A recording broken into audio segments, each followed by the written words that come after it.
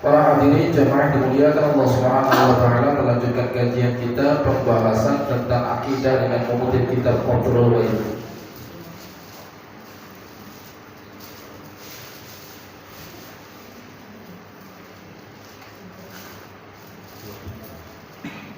Kitab Qatrul Waid fi Syarh Masail Al-Bid'ah yang ditulis oleh al-alim al-allamah al-hibr al-bahar al-fahama Syekh Muhammad Nawawi bin Umar al-Jawid al-Syafi'i al-Ash'ari. Pada pembahasan sebelumnya kita sudah menjelaskan bahwasanya kriteria orang yang fasik itu orang yang keluar dari perintah Allah dengan melakukan perbuatan dosa besar atau mengulang-ulang atau terus-menerus dalam perbuatan dosa kecil sehingga ketaatannya tidak dapat mengungguli kemaksiatannya. Namun kedatipun demikian, ia tidak kekal di dalam neraka setelah melalui proses hisab. Maksudnya, ba'da faraghi miqdari dzambihi, setelah terbebas atau terlepas dari ukuran dosa yang sudah dilakukan.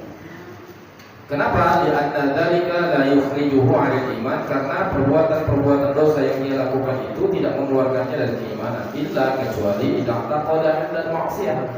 Ia meyakini kehalalan kemaksiatan yang dia lakukan. Sawa'un kanat kabiratan am saghiratan, sama saja apakah itu adalah dosa besar maupun dosa kecil di antara keimanan, karena keimanan itu indal asy'ariyah menurut ulama Asy'ariyah wa muhaqqiqil Maturidiyah dan ahli tahqiq dalam kelompok Maturidi adalah tasdiqul bil qalbi faqat, pembenaran di dalam hati saja, wa aqbal iqrar, ada pernyataan minal qadiri, dari orang yang memiliki kemampuan melakukannya, cakap dalam berbicara, fahuwa syarutun, maka fahuwa syarutun li ijra'il ahkamid dunyawiyyati, itu hanya sekedar syarat untuk berlakunya hukum-hukum duniawi allati min jumlatiha, yang salah satu di antara pemberlakuan hukum duniawi itu wujub i'tiqadi, adanya kewajiban meyakini annahu, bahwa mereka pelaku dosa besar itu atau pelaku dosa kecil yang melakukan dosa secara terus-menerus, ghairu mukhalladina finnar, bukanlah orang yang dikekalkan di dalam neraka. Jadi orang fasik sebanyak apapun perbuatan dosa yang dia lakukan, dia tidak kekal di dalam neraka, berujung pada surga Allah Subhanahu wa taala karena keimanannya. Wa idza kana al-imanu wa tasdiq, dan apabila keimanan itu adalah pembenaran, lazima an la yakhrujal 'abdu 'anil ittisaf bihi illa bima yunafihi min al-kufr. Kalau seandainya keimanan itu adalah percaya di dalam hati, maka wajib tidak mengeluarkan seorang hamba, Allah yukhrijal 'abda, tidak mengeluarkan seorang hamba 'anil ittisaf, dari kriteria bihi keimanan, illa kecuali bima yunafi minal kufur, yang melakukan atau mengucapkan sesuatu yang menafikan keimanannya, yang merupakan tindakan kekufuran. Wa huwa adamu tasdiq, yaitu ketiadaan kepercayaan atau pembenaran, bima alima, dengan sesuatu yang dapat diketahui, atau bima ulima, dengan sesuatu yang dapat diketahui, daruratan, secara prinsipil, maji'an Nabi sallallahu alaihi wasallam, datang dari Nabi sallallahu alaihi wasallam. Jadi segala bentuk perbuatan atau ucapan yang menolak atau meniadakan pembenaran terhadap sesuatu yang sebenarnya menjadi pengetahuan dasar bagi setiap orang, bukan pengetahuan yang bersifat rahasia. Pengetahuan ini diketahui baik oleh orang alim maupun orang awam sekalipun, orang alim maupun orang awam sekalipun. Tidak harus orang ustaz, orang biasa pun bisa tahu. Ya. Kalau misalnya ada bentuk perbuatan atau ucapan yang menunjukkan tidak membenarkan terhadap pengetahuan itu yang datang dari Nabi Sallallahu Alaihi Wasallam, awil imtina'u min syartihi, atau mencegah terlaksananya syaratnya, wa huwa an-nutqu bi syahadataini ma'al qudrah, pernyataan dua kalimat syahadat bagi orang yang memiliki kemampuan.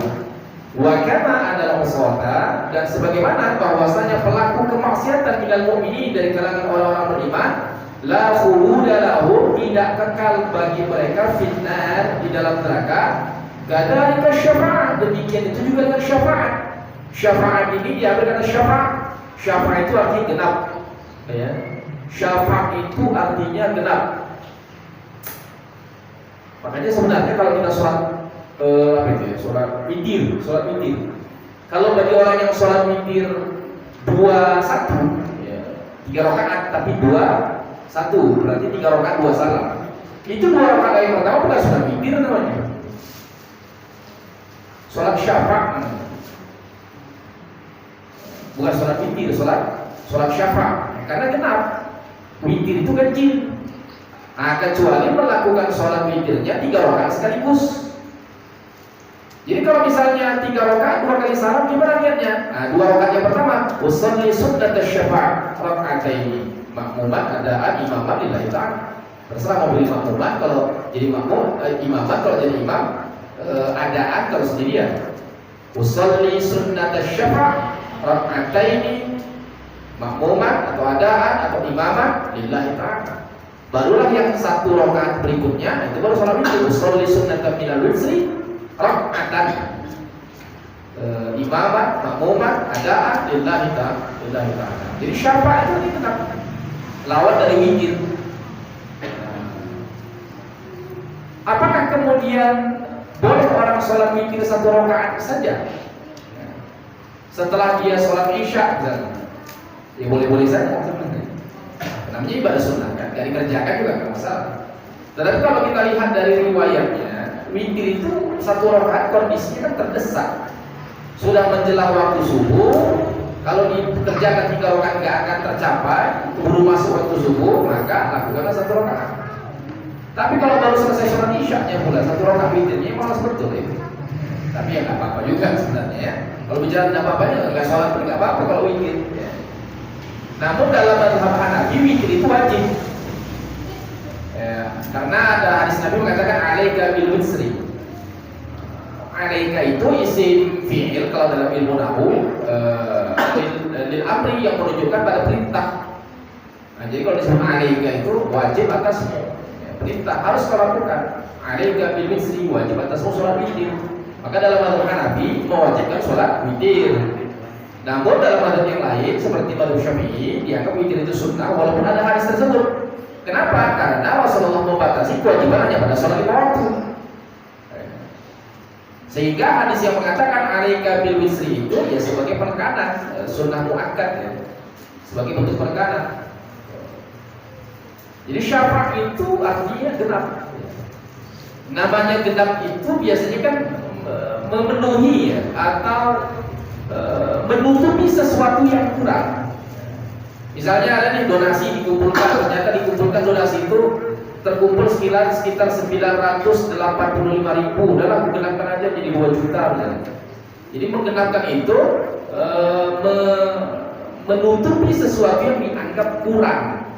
Makanya ujung-ujungnya berkaitan dengan masalah akidah, syafaat ini kan dihubungkan dengan seseorang yang diduga kekurangan modal untuk bisa masuk ke dalam surga, ya.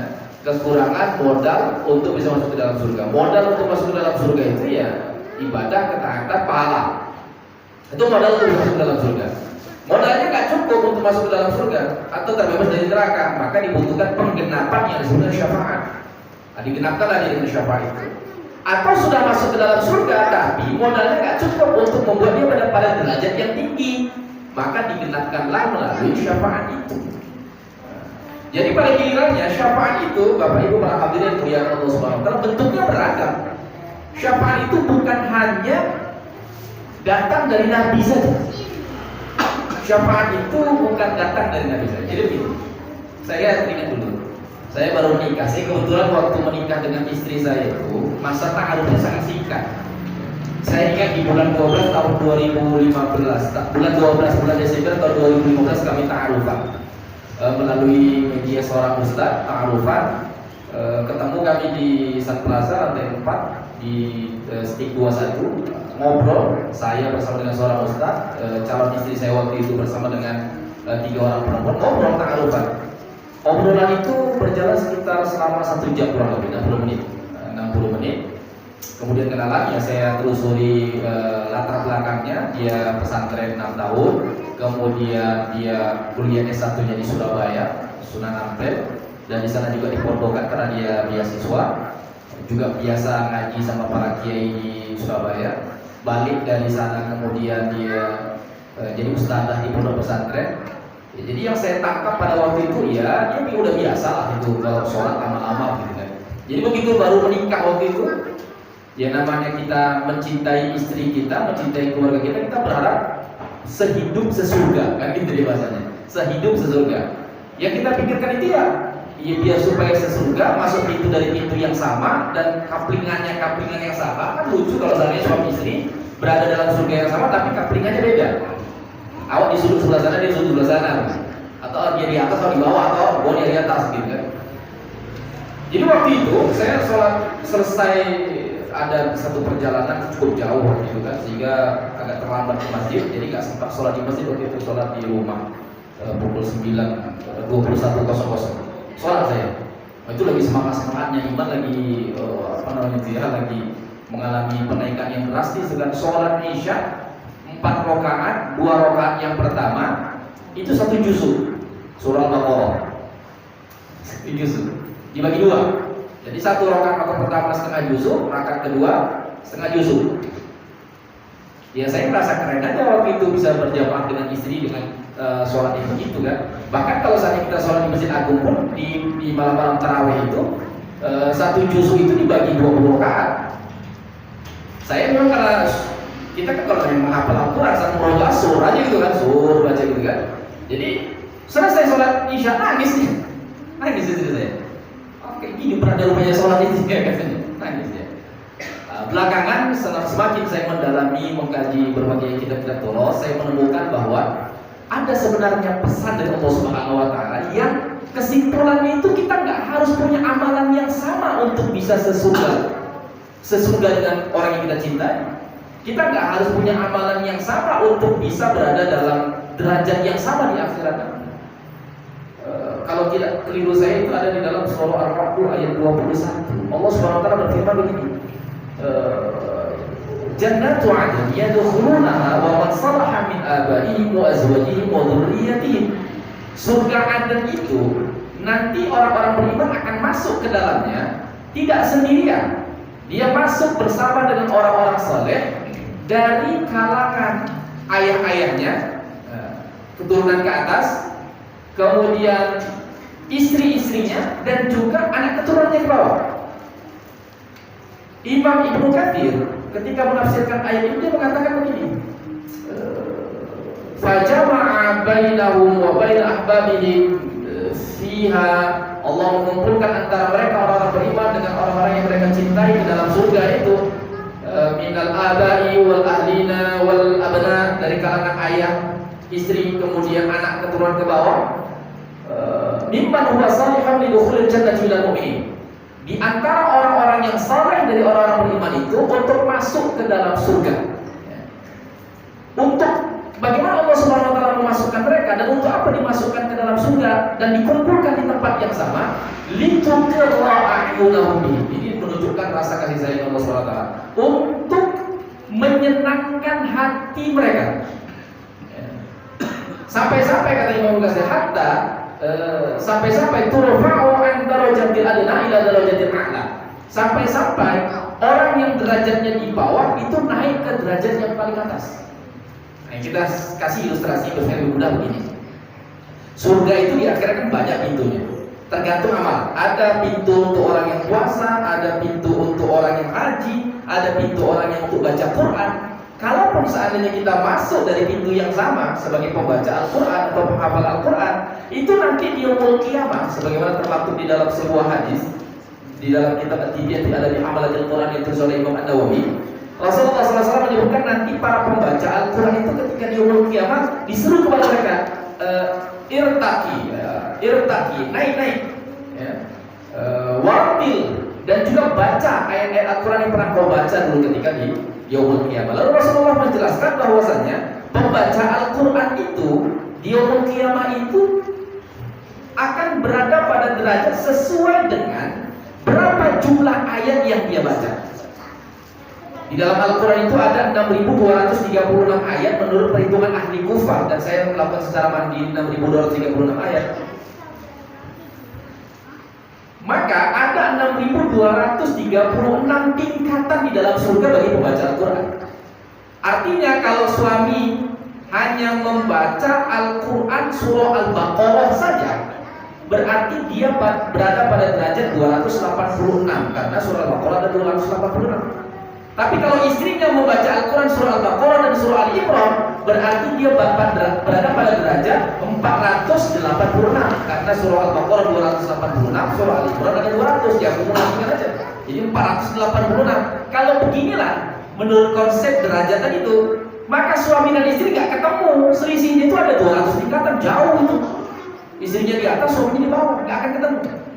Namun berdasarkan ayat ini, kata Imam Ibnu Katsir, hatta turfa'u an darajatil adna ila darajatil a'la min ghairi tanqisi an darajatil a'la, tanpa mengurangi derajat yang di atas.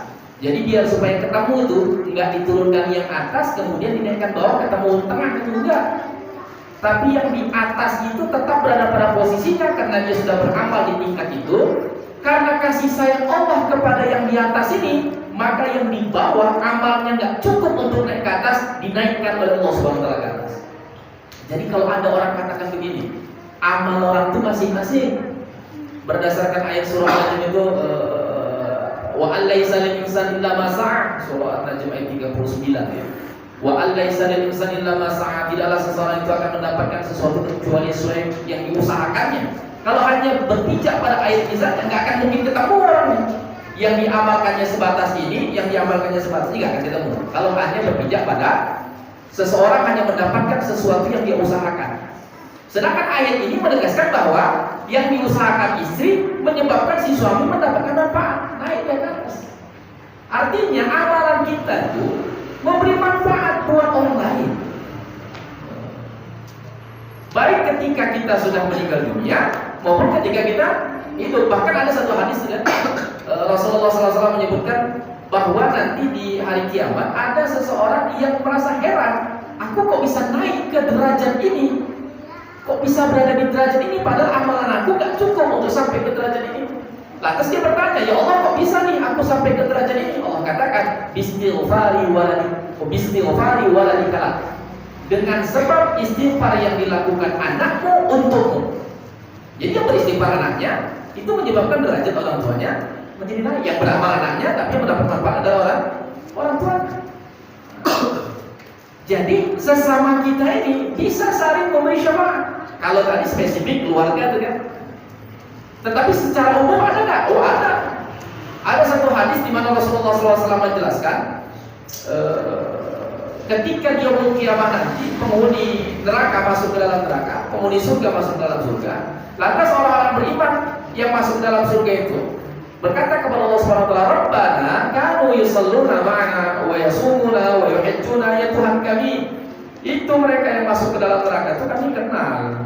Kami dulu sholat barengan di musola Al-Hidayah ini, satu saf bersama. Bahkan dia imamnya, aku makmumnya, sama barengan kami. Sholat bareng, puasa di bulan Ramadan juga bareng, bahkan sahurnya juga bareng, bangunnya orang sahur juga bareng-bareng. Belum beribadah haji juga sama, kami satu motor lagi. Waktu toh berdampingan kami. Tapi kenapa kau izinkan kami masuk ke dalam surga, sedangkan kau biarkan mereka masuk ke dalam neraka? Loh, kok bisa begitu ya Allah? Lantas Allah SWT katakan, asriju man araftum, keluarkanlah oleh kalian siapa saja yang kalian kenal. Keluarkan siapa saja yang pernah kalian kenal. Makanya orang beriman itu jangan sembunyi-sembunyi dalam rumah saja, bergaul kita.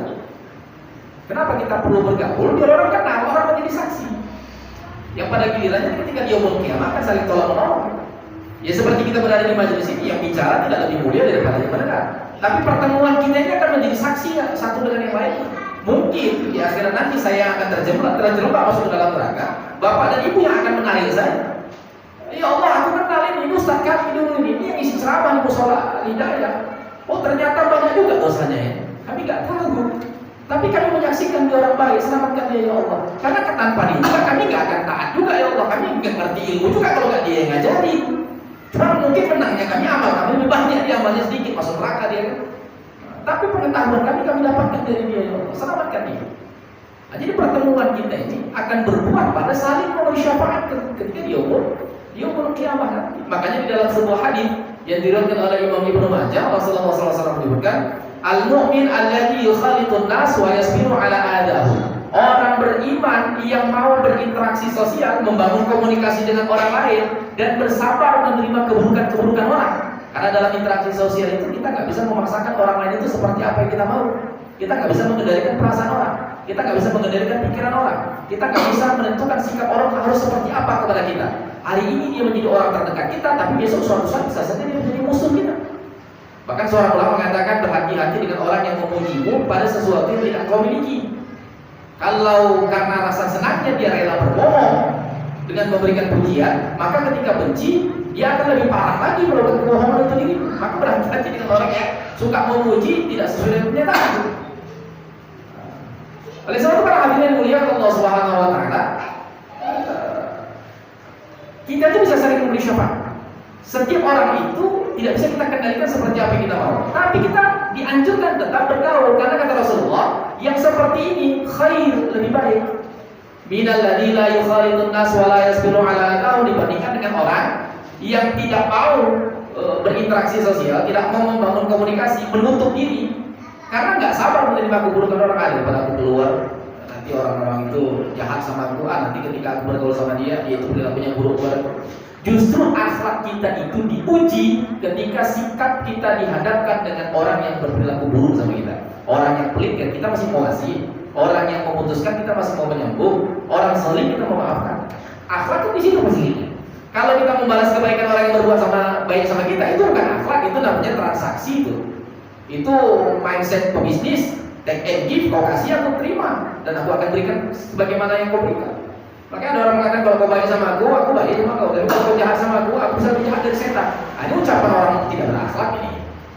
Orang berakhlak itu ya mungkin dalam pergaulan terjadi perdebatan, selisih pendapat, tapi saling mudah memaafkan, tidak memutuskan silaturahim. Jadi akhlak kita itu diuji kepada orang yang perilakunya buruk sama kita. Bahkan para ulama itu kalau di dalam kitab Ihya Ulumuddin mengatakan bahwa gambaran perilaku orang itu adalah gambaran bagaimana kita dengan Allah Subhanahu wa taala. Makanya para ulama terdahulu kalau mereka beristighfar, bertaubat, mohon ampun kepada Allah Subhanahu wa taala, untuk mengetahui apakah permohonan ampun itu sudah diterima Allah, dia lihat perilaku orang-orang terdekatnya. Apakah istrinya yang kasar kemudian berubah menjadi lembut? Apakah anaknya yang durhaka kemudian berubah menjadi anak yang berbakti? Apakah tetangga yang suka julid sama kita kemudian berubah menjadi ramah dan baik sama kita atau tidak? Kalau perilaku buruk orang lain menjadi baik sama kita, pertanda ini bahwasanya Allah Subhanahu wa taala sudah menerima taubat dari kita, mengampuni kesalahan dan dosa yang sudah kita lakukan. Ya sesederhana itu. Sesederhana itu. Jadi memang bahwa ampunan dari Allah Subhanahu wa taala termasuklah mustajab dan doa itu merupakan hak prerogatif Allah Subhanahu wa taala. Secara hakiki kita nggak bisa memahami apakah diterima atau ditolak oleh Allah Subhanahu wa taala. Namun melalui risalahnya Allah Subhanahu wa taala memberi isyarat diterima atau ditolak.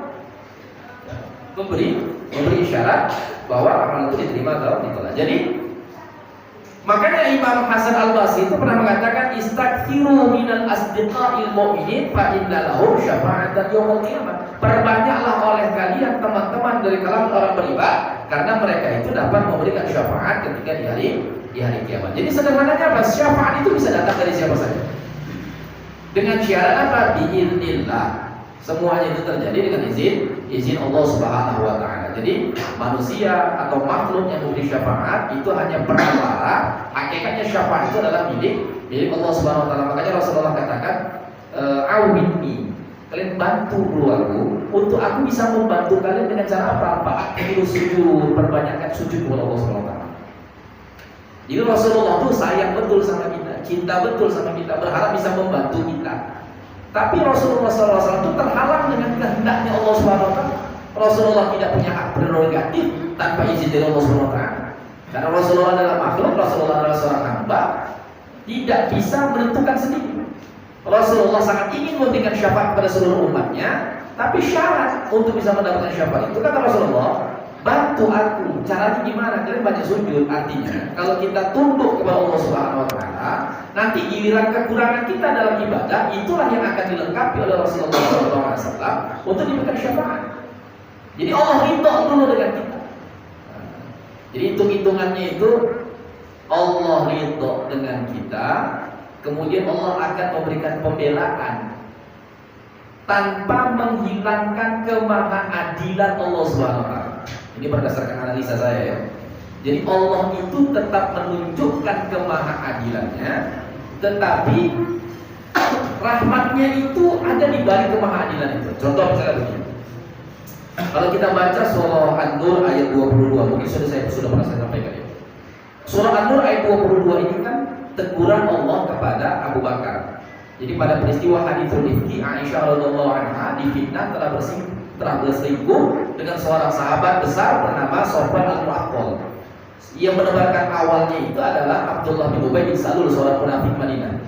Namun ternyata ada yang terlibat namanya Mistah. Mistah ini kerabatnya Abu Bakar, miskin, hidupnya ditanggung oleh Abu Bakar. Namun kesehariannya dia diberi tugas oleh Abu Bakar untuk mendampingi Aisyah melakukan pekerjaan-pekerjaan rumah tangga. Ternyata Mistah berkata-kata yang menyebabkan Aisyah itu menjadi tertekan. Awalnya Aisyah nggak tahu bahwasanya ghibah itu atau fitnah itu sudah tersebar di mana-mana, kecuali dengan turunnya Mistah. Begitu Abu Bakar As-Siddiq tahu Mistah terlibat, apa kata Abu Bakar As-Siddiq? Wallahi la anfiqu ala Mistah syai'an abada. Demi Allah, aku tidak akan pernah lagi mau menafkahi Mistah selama-lamanya. Selama ini ku tanggung hidupnya, tahu-tahu dia menjadi pagar makan tanaman, menggunting dalam lipatan, musuh dalam selimut. Dia justru merendahkan derajat anakku Aisyah radhiyallahu anha. Ini fitnah yang sangat keji. Tak tahu terima kasih. Ku tahan, kamu lagi aku menafkahi dia. Udah cari hidup sendiri. Begitulah kira-kira. Tapi ternyata ditegur oleh Allah SWT di dalam Al-Quran surah An-Nur, orang yang punya kelapangan jangan bersumpah untuk tidak memberi bantuan kepada kerabatnya. Lalu Allah katakan wal ya'fu wal yasfahu. Hendaklah mereka itu memaafkan dan berlapang dada. Kata kuncinya ada pada kalimat begini, ala tuhibbuna ayyadhillahu lakum. Apakah kalian tak suka kalau seandainya Allah itu mengampuni kesalahan kalian? Jadi Allah dahulukan dengan perintah agar kita memaafkan. Kalau kita nggak mau memaafkan, emangnya kita nggak mau dimaafkan oleh Allah Subhanahu wa taala? Artinya kalau kita mau dosa-dosa kita diampuni oleh Allah Subhanahu wa taala, maka sifat pemaaf di dalam diri kita itu harus kita ejawantahkan, kita terjemahkan pada orang-orang yang ada di sekitar kita. Pesan itu begini. Ada seorang hamba yang datang kepada Allah Subhanahu wa taala, "Ya Allah, dia itu si fulan itu pernah zalim sama aku. Aku nggak ridho dengan kezalimannya, aku tuntut ya Allah." Maka dengan kemahaadilan Allah, apa yang menjadi hak setiap orang itu akan diberikan. Betul, kau sudah dizalimi dia, oke. Sekarang kebaikan dia akan diberikan kepadamu. Sudah?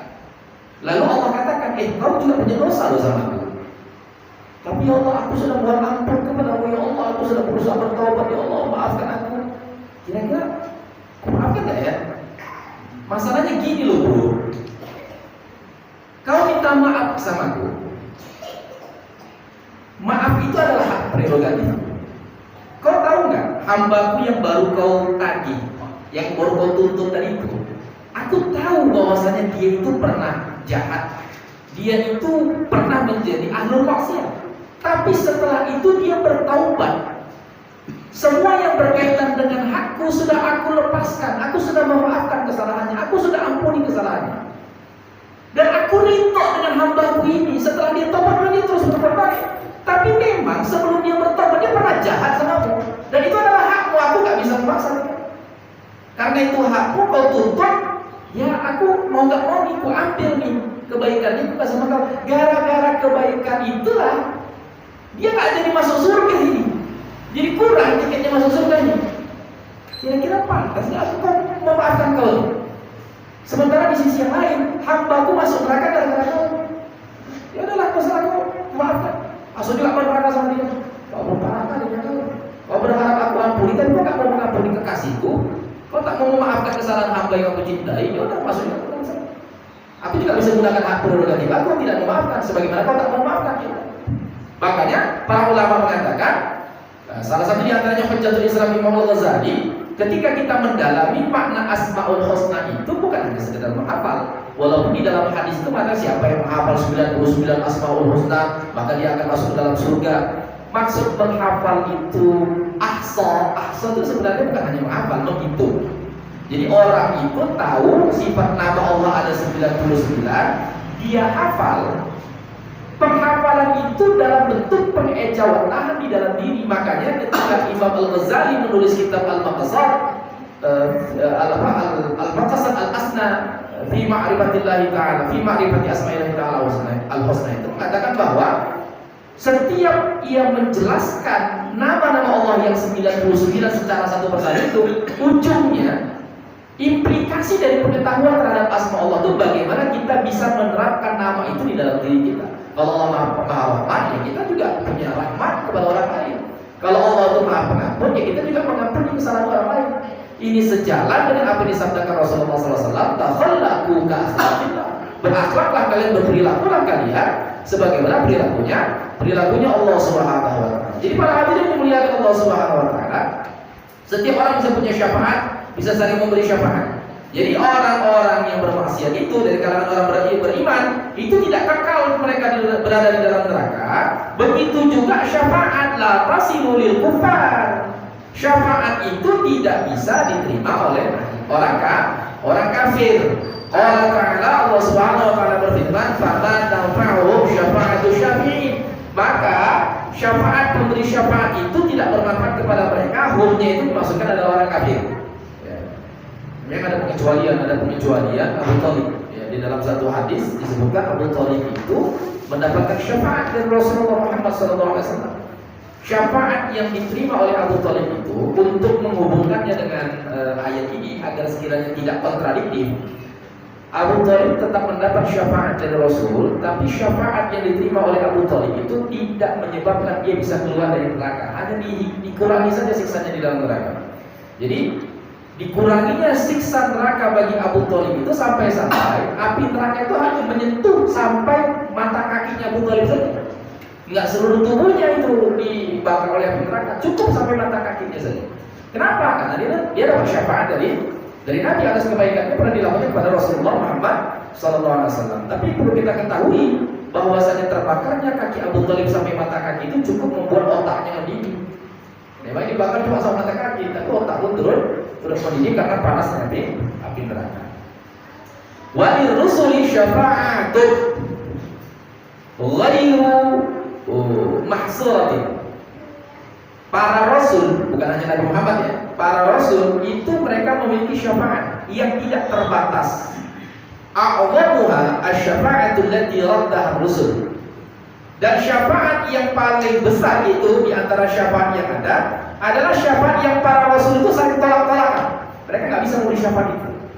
Wa hiya asy-syafa'atu li'inqadhil khalqi min khawfin syadidin wa min fasad. Yaitu syafaat untuk mengeluarkan atau membebaskan makhluk dari ketakutan yang bersangatan dan dari kecemasan. Jadi bukan hanya orang-orang beriman saja, tetapi seluruh makhluk. Jadi ketika yaumul qiyamah itu hari bangkit, seluruh makhluk itu berada dalam ketakutan yang bersangatan, baik mukmin maupun kafir. Itu ketika diletakkan di padang mahsyar kalau bahasa kita ya. Al-ardul mahsyar ya, tempat di mana kita dikumpulkan. Sebenarnya hari itu disebut dengan al-mauqif ya. Istilahnya itu al-mauqif. Jadi kita dikumpulkan itu al-mauqif namanya. Di tempat kita dikumpulkan itu semua orang kafir, orang mukmin semua dikumpulkan. Dan semua merasakan kecemasan yang sama. Jadi di saat orang-orang berada pada kecemasan yang sama, mereka mendengar suara untuk bisa meminta bantuan kepada para nabi. Satu persatu lah mereka minta bantuan. Datang mereka kepada Nabi Adam menolak. Datang mereka kepada Nabi Nuh menolak. Datang mereka kepada Nabi Ibrahim menolak. Semua nabi satu persatu didatangi. Semuanya menolak. Tidak bisa membebaskan mereka dari kecemasan dan ketakutan yang bersangatan ketika di al-mauqif itu, yang kita sering sebut dengan istilah padang mahsyar itu. Sampai mereka datang kepada Rasulullah Muhammad sallallahu alaihi wasallam, dan Rasulullah sallallahu alaihi wasallam itu memberikan syafaat. Dan syafaat itu diberikan untuk semuanya dari Rasul. Untuk apa syafaat itu? Untuk melanjutkan pada proses berikutnya. Jadi syafaatul uzma itu di mana orang-orang dikumpulkan di padang mahsyar dan mereka terang-terangan, "Ini ngapain kita ini udah 5.000 tahun kita duduk di sini nih. Berdiri di sini nih, kita mau ngapain ini? Enggak jelas ini arahnya nih kan." Sementara waktu dikumpulkan itu loh penat betul kan? matahari sejengkal di atas kepala, keringat beraneka ragam, ada yang keringatnya menutup mata kaki, ada yang sampai lutut, ada yang sampai dadanya, ada yang sampai tenggelam dengan keringatnya. Macam-macam tuh keadaan orang di padang mahsyar. Mereka cemas, terlalu ambing. Ini kita mau diapain setelah ini, nggak tahu arahnya. Maka syafaat dari Rasul itulah yang akan menyebabkan mereka itu berpindah pada proses berikutnya. Itu yang disebut dengan syafaatul ummah. Walau tibat hadis syafaatul bil ummah. Dinamakan syafaat ini dengan syafaatul ummah likaunihi, karena keadaan syafaat itu ta'ummul khalqa ajma', berlaku bagi makhluk secara keseluruhan. Wabil maqamil mahmudi aidan, dan juga syafaat ini dinamakan dengan syafaat al-maqam al-mahmud. Kita sering membaca doa ini ketika selesai adzan berkumandang. Makanya di dalam sebuah hadis itu Rasulullah SAW menyebutkan, man sami'an nida, siapa yang mendengar adzan berkumandang lalu dia menjawab adzan itu, ditutup dengan doa, Allahumma rabba hadhihi da'watit tammah was salatil qa'imah ati Muhammadanil wasilata wal fadilata wa syarafal wa ba'athu maqaman mahmudan. Jadi dalam bait doa itu kita minta, ya Allah, bangkitkanlah Nabi Muhammad itu sebagai maqaman mahmudan, sehingga kedudukan maqaman mahmudan itulah Rasulullah SAW dapat memberikan syafaatul ummah. Jadi kesannya tuh, pesannya tuh begini, ya bro, coba kau naikkan dulu posisinya jadi lurah di kelurahan Pulungnya ini. Kalau dia jadi lurah kan aku terbantu nanti. Ya Allah, angkatlah Nabi Muhammad itu menjadi maqam mahmudah, sehingga nanti ketika di padang mahsyar kami akan terbantu dengan kedudukan Rasul sebagai maqam mahmudah. Maka dikatakan di dalam kitab ini bahwasanya nama lain dari syafaat ummah itu adalah al-maqam al-mahmud. Aidan likaunihi yahmadu sallallahu alaihi wasallam fi al-awwalun al-akhirun. Karena keadaan syafaatul ummah itu setelah diberikan oleh Rasulullah Muhammad SAW, maka Rasulullah pun mendapatkan pujian dari makhluk dari generasi awal sampai generasi akhir. Ya, namanya orang terkumpul di padang mahsyar itu, di al-mauqif itu selama 5.000 tahun dalam kondisi yang mencekam. Lalu datang Rasulullah SAW membebaskan mereka, melanjutkan pada proses berikutnya. Lantas ketika mereka keluar dari proses itu, Rasulullah dipuji dan disanjung oleh seluruh makhluk pada waktu itu. Maka disebutlah itu dengan al-maqam al-mahmud. Thumma syafa'atu fi idkhali qaumin al-jannata bighairi hisab. Kemudian setelah syafaat ummah itu, ada syafaat yang gunanya untuk memasukkan sekelompok orang ke dalam surga dengan tanpa melalui proses hisab. Jadi di yaumul qiyamah itu prosesnya itu dimulai dari dibangkitkan orang, kemudian dikumpulkan di al-mauqif pada mahsyar, lalu di al-mauqif ini catatan amal diberikan kepada mereka. Berterbangan catatan amal itu mencari tuannya masing-masing, dan mereka itu dalam catatan amal adalah klasifikasi amal mereka, yang baik mana, yang buruk mana, itu memorinya terekam dengan sangat jelas. Makanya nanti ketika catatan amal itu datang kepada pemiliknya masing-masing, bentuknya beragam. Ada catatan amal yang datang dari sisi kanan, ada catatan amal yang datang dari sisi belakang. Kalau dari sisi kanannya itu tentu orang yang selamat karena kebaikannya lebih banyak. Kalau datangnya dari belakang itu biasanya kafir, catatannya buruk. Masuk tuh. Begitu sampai catatan amal, kemudian dihisablah, diklasifikasi. Setelah proses hisab, kemudian masuk ke yaumul mizan. Yang baik diletakkan di sebelah kanan, yang buruk diletakkan di sebelah kiri. Di tengah-tengah itu ada lisanul mizan namanya. Mana yang berat maka dia akan condong ke sana. Mana yang berat dia akan condong. Kalau yang baik yang lebih banyak dia condong ke kanan. Kalau yang jelek lebih banyak dia akan condong ke kiri. Setelah proses mizan itu, lalu mereka melewati jembatan sirat. Di ujung jembatan sirat itu ada surga. Sedangkan di bawah jembatan sirat ada neraka. Yang bisa melewati jembatan sirat masuk dalam surga, yang tak bisa melewati masuk ke dalam neraka. Dan orang yang pertama sekali masuk dalam neraka dari jembatan sirat itu menjadi orang terakhir masuk ke dalam surga. Orang yang terakhir terjerembab dari bawah jembatan sirat itu menjadi orang pertama masuk dalam surga. Jadi ini pintu gerbang jembatan sirat, ini pintu surga. Orang harus lewat masuk kemari. Orang yang jatuh pertama menjadi orang terakhir untuk masuk ke dalam surga, karena dia akan melewati dari bawah neraka, naik ke atas. Sedangkan orang yang jatuhnya di sini, ya dia menjadi orang yang pertama masuk ke dalam surga. Jadi cepat atau tidaknya orang jatuh dari jembatan sirat ini bergantung pada amalnya. Dan orang yang terselamatkan itu amalnya memang cukup untuk membuat dia langsung masuk ke dalam surga. Ini proses yang panjang ini, itu semuanya dipangkas.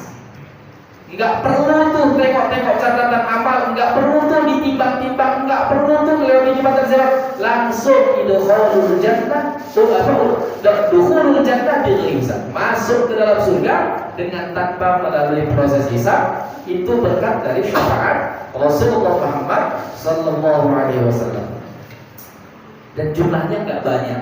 Kalau di dalam hadis disebutkan bahwa orang yang masuk surga tanpa hisab itu hanya 70.000 orang dari jumlah manusia dari generasi Nabi Adam sampai dari kiamat. Sekarang aja sensus manusia berapa? Untuk Indonesia saja sekarang itu berapa ratus juta Indonesia saja. Belum lagi seluruh dunia, miliar. Belum lagi lintas generasi dari zaman Nabi Adam. Yang masuk surga tanpa hisab itu hanya 70.000. Salah satu di antaranya Abu Bakar As-Siddiq. Bahkan Umar Ibn Khattab itu tetap dihisab. Bahkan sekelas Umar Ibn Khattab itu tetap dihisab. Hanya saja di dalam riwayat disebutkan bahwa Umar Ibn Khattab itulah hisabnya yang paling berat kebaikannya. Tapi tetap dihisab, nggak sampai menyebabkan dia itu tanpa hisab. Ya, jadi bisa orang masuk ke dalam surga tanpa mulai proses hisab. Apa namanya, jalur belakang, karena ada apa namanya, orang dalam.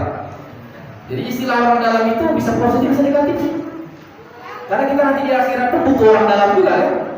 Butuh siapa? Butuh Rasul untuk memberi syafaat, butuh malaikat untuk memberi syafaat. Orang dalam tuh butuh orang-orang saleh untuk dapat memberi syafaat kepada kita. Ya orang dalam. Dan sebenarnya bagi saya orang dalam itu bukan sesuatu yang buruk, sepanjang ya memang layak orang ini masukkan itu. Ada orang mendapatkan kesuksesan merintis dari nol begitu. Ada orang yang dapat kesuksesan karena warisan dari orang tuanya. Ya dua-duanya ada keberkahannya sendiri. Ada yang berkah orang tua, ada yang berkah usaha. Jadi nggak perlu kita merasa cemburu dan merasa kecil hati ya. Sehingga kita menolak mengakui menerima warisan dari orang tua. Wahadihi min khasaisi sallallahu alaihi wasallam kallati qabla. Dan pada poin yang kedua ini untuk memasukkan orang ke dalam surga tanpa hisab melalui syafaat itu hanya dimiliki secara khusus oleh Rasulullah SAW. Thumma syafa'atu fi man istahaqqu dukhulan nar falam yadkhuluha. Kemudian ada syafaat untuk orang yang memang tercatat akan masuk ke dalam neraka, namun dia digagalkan untuk masuk ke dalam neraka. Ditimbang catatan amalnya jauh bisa, amal kebaikannya gak cukup untuk membuat dia masuk ke dalam surga. Amal kejahatannya lebih berat. Wah, ini si fulan masuk ke dalam neraka. Udah ada dalam daftar. Tapi ketika dia mau dimasukkan ke dalam neraka, terselamatkan dengan adanya syafaat. Jadi dia selamat itu karena ada syafaat. Thumma syafa'atu fi ziyadati darajati fil jannah. Kemudian ada syafaat bagi orang yang amalnya gak cukup untuk sampai pada derajat tertentu di dalam surga, namun syafaat itu membuat dia menjadi naik derajatnya.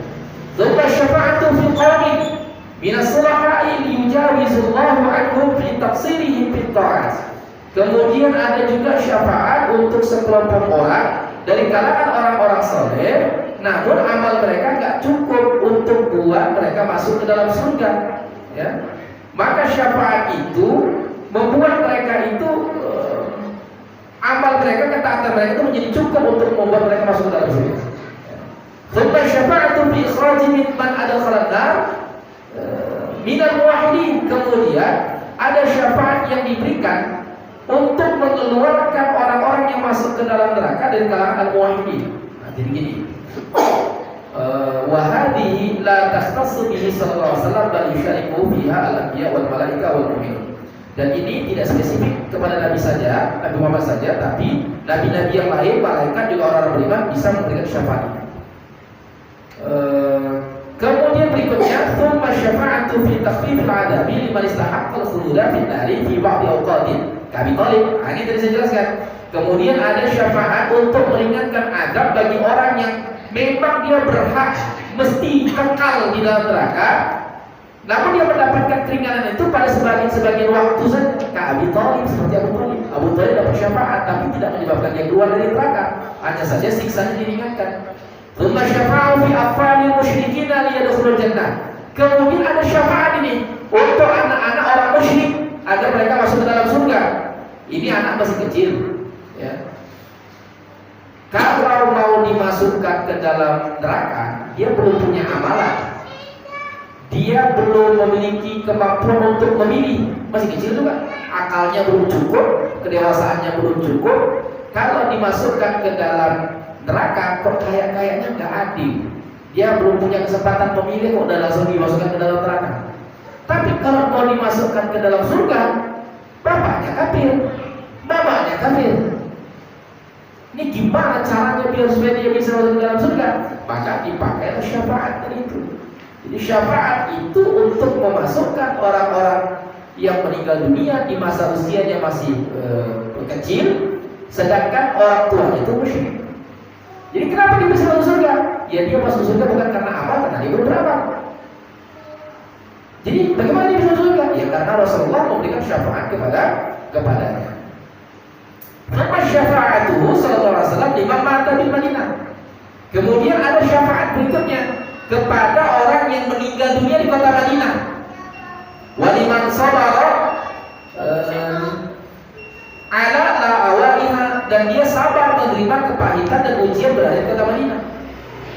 Jadi orang-orang yang tinggal di Madinah itu istimewanya begitu. Dia tinggal di Madinah, apakah dia dari lahir di Madinah atau kemudian hijrah ke Madinah, lalu berbagai macam bentuk kesulitan hidup di Madinah itu dia lalui, meninggal dunia di kota Madinah dalam keadaan beriman, dia dapat syafaat dari Nabi. Kok bisa? Ini keutamaan dan kelebihan bertetangga dengan Rasulullah Muhammad SAW. Jadi Rasulullah Nabi Muhammad itu walaupun sudah wafat, hakikatnya dia hidup.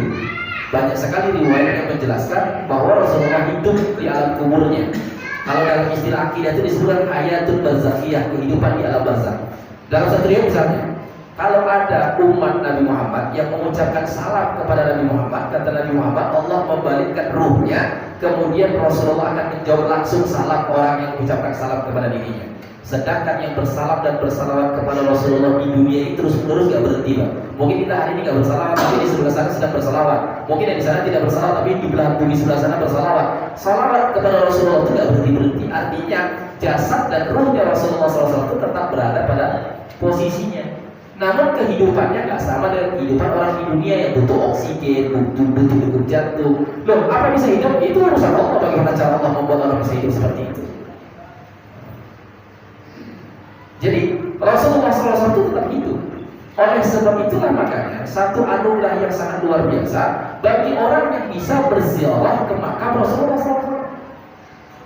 Jadi kita tuh harus punya effort yang lebih ketika kita berziarah ke makam Rasul. Bukan hanya sebagaimana kita ziarah ke makam orang biasa yang kita ya udah ziarah begitu. Tapi yang harus kita hadirkan bahwa kata Rasulullah SAW, siapa yang berziarah ke makamku, ke kuburku setelah aku meninggal dunia, maka sama seperti dia berziarah ketika aku dalam keadaan hidup.